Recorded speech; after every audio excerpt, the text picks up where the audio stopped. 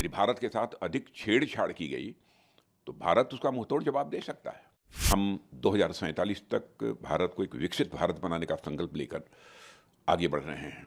कांग्रेस का चुनावी घोषणा पत्र जारी हुआ है, वह भारत को पीछे ले जाने वाला है कि 2014 में जहां पर केवल 600 करोड़ रुपए का भारत एक्सपोर्ट करता था डिफेंस आइटम्स का, आज वही भारत डिफेंस आइटम्स का 21,000 करोड़ रुपए से अधिक का एक्सपोर्ट कर रहा है।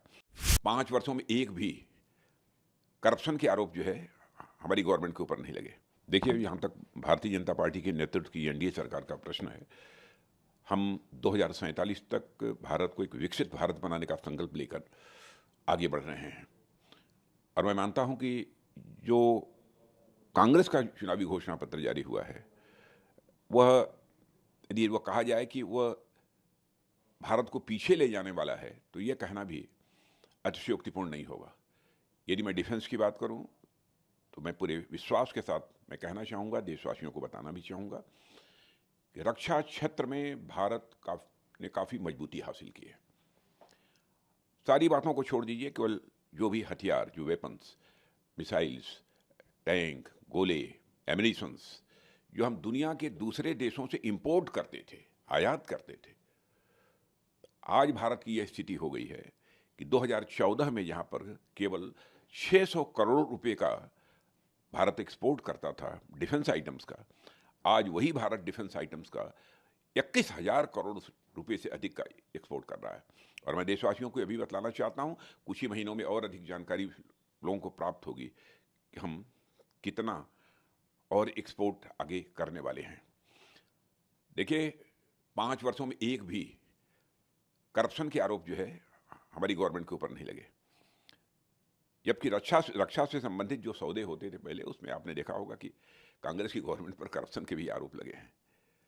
सारी दुनिया ये देख रही है कि भारत सचमुच आर्थिक दृष्टि से भी एक विश्व की ताकत लगातार बनता जा रहा है। आतंकवाद के प्रश्न पर यदि हम देखें, तो कांग्रेस की जब सरकार थी तो आतंकवाद के सवाल पर मुझे लगता है पता नहीं क्यों बचते थे, और केवल देश की जनता को कहते थे कि इस प्रकार की आतंकवादी वारदातें तो देश में छोटी मोटी होती रहती हैं।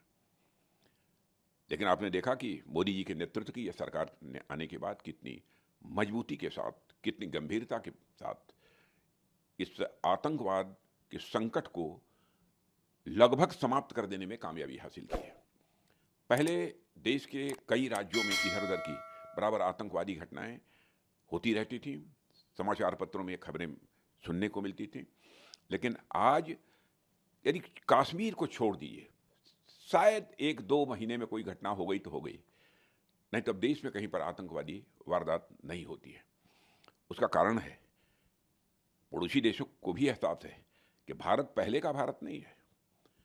यदि भारत के साथ अधिक छेड़छाड़ की गई तो भारत उसका मुंहतोड़ जवाब दे सकता है। सब मिला जुलाकर मुझे कहना हो कि कांग्रेस के घोषणा पत्र के संबंध में तो यह रिग्रेसिव डॉक्यूमेंट है, इसे प्रतिगामी डॉक्यूमेंट कहेंगे। और भारतीय जनता पार्टी बराबर जब घोषणा पत्र जारी करती है तो उसका घोषणा पत्र एक प्रोग्रेसिव डॉक्यूमेंट होता है। दोनों के बीच एक मौलिक अंतर यह है। और मैं कांग्रेस के चुनावी घोषणा पत्र के संबंध में यही कहना चाहूंगा कि दिवालिया हो चुके बैंक के चेक से अधिक यह कुछ नहीं है।